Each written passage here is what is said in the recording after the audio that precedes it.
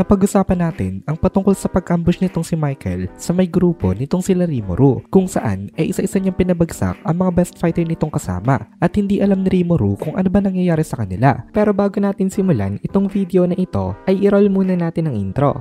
Hello everyone and welcome to my channel, ang inyong source ng Tagalog na Tansura Contents. Sa channel na ito ay pinag-uusapan natin ang mga nangyayari sa may Tansura Universe. So without further ado, let's get into the video.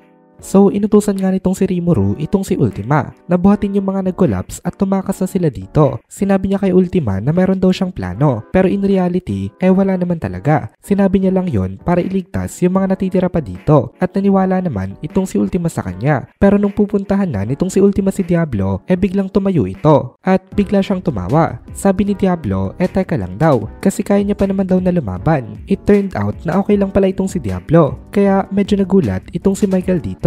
Sabi ni Michael meron daw siyang pakiramdam na buhay pa nga itong Black Primordial. Sana daw pala tinuluyan niya na talaga ito kanina, pero hindi nagbago ang expression nitong si Michael. Confident talaga siya na kaya niyang talunin si Diablo kahit na ilang beses pang tumayo ito. Kaya lalong napaisip itong si Rimuru dito na kung ganun ang mindset ni Michael napakalaki talaga ng problema, kasi ibig sabihin nun napakalakas talaga niya. Kaya although kahit nakatayo naman itong si Diablo binigyan pa rin siya ng order nitong si Rimuru na kuhanin daw nitong si Diablo si Leon at mag-retreat na daw sila dito. Gustong tumanggi ni Diablo sa may order sa kanya, pero sabi ni Rimuru order daw yon. Wala daw silang way para manalo, kaya ang best thing to do daw ang tumakas. After sabihin ni Rimuru inilabas niya na ang kanyang espada. Alam kasi ni Rimuru na hindi siya hayaang makatakas nitong si Michael kasi siya talaga ang target nito, kaya ito napunta dito. Kaya ang gagawin niya siya na lang daw ang pain at hahayaan niya makatakas itong sila Diablo. Ayaw talaga nitong si Diablo na sumunod, pero since sinabi nga ni Rimuru na order niya ito walang nagawa itong si Diablo dito. Nakipag-team up na lang siya kay Ultima at iniretrieve nila itong sila Leon at Zoe, tapos nag-retreat na sila. Surprisingly hindi umadlang si Michael sa pag-retreat ng mga ito,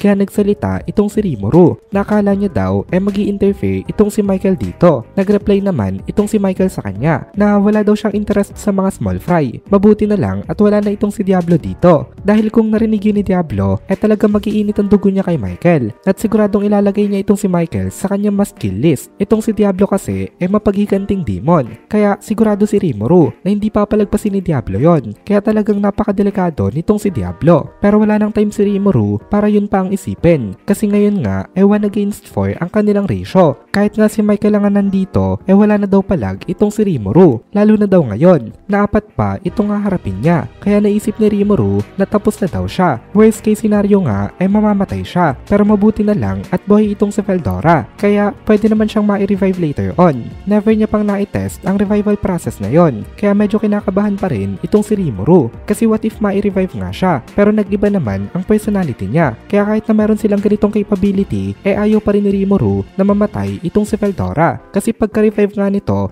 baka iba na ang personality nito na ipakita sa kanila. Habang iniisip ito ni Rimuru umaksyon na itong si Michael. Binigyan niya ng order itong sila Dino na umalis na daw itong mga ito. Siya na daw ang bahala kay Rimuru. Thankfully gusto pala ni Michael na 1v1 ang duel, kasi naisip rin daw siguro nitong si Michael dito na susubukan ni Rimuru na pakawalan itong sila Dino. Kapag nagkaroon siya ng chance na pakawalan nga ito, kaya naman nitong si Rimuru na gawin yon, pero sobrang hirap nun kapag katapat niya itong si Michael. Kaya mabuti na rin daw na pinaalis ni Michael itong kanyang mga kasama. Nagtanong naman itong si Rimuru kay Michael kung sigurado daw ba ito na 1v1 ang gusto niyang duel, kaya sumagot itong si Michael sa kanya na oo daw, kasi kung completely under control niya daw sila Dino hindi daw siya makakagalaw na maayos, kasi kailangan niyang isipin ang mga movements nito mga ito. Mas mabuti na daw ngayon na mag-isa lang siya, kasi mas flexible daw siya that way. Mukhang alam pala nitong si Michael na hindi talaga sumusunod itong sila Dino sa kanya out of their own free will, kaya hindi maganda na isama pa itong mga ito sa kanilang battle. Mukhang na-figured out na ni Michael ang mga plano nitong si Rimuru nang biglang nagsalita itong si Shell Sensei dito na part daw yun ang kanyang plano. Mukhang nagpaplano pala itong si Shell Sensei in the background. Kaya ngayon ay napakatahimik niya lang. Nag-observe din si Shell sa mga pangyayari. Kaya for now, itong si Rimuru muna ang bahala. Ini-prepare niya ang kanyang sarili at gamit ang kanyang senses, tiningnan niya kung gaano kalakas ngayon itong si Michael. Nakita dito nitong si Rimuru na mas malakas ang presence nito compared ng una nilang pagkikita at ang amount of magic kills nito ay several times na mas malaki compared sa kanya. Nagsalita itong si Shell. Sabi ni Shell hindi daw nila may i-measure accurately ang existence value nitong si Michael dito kasi wala daw sila sa labyrinth. Pero sigurado daw itong si Shell Sensei na ang value nitong si Michael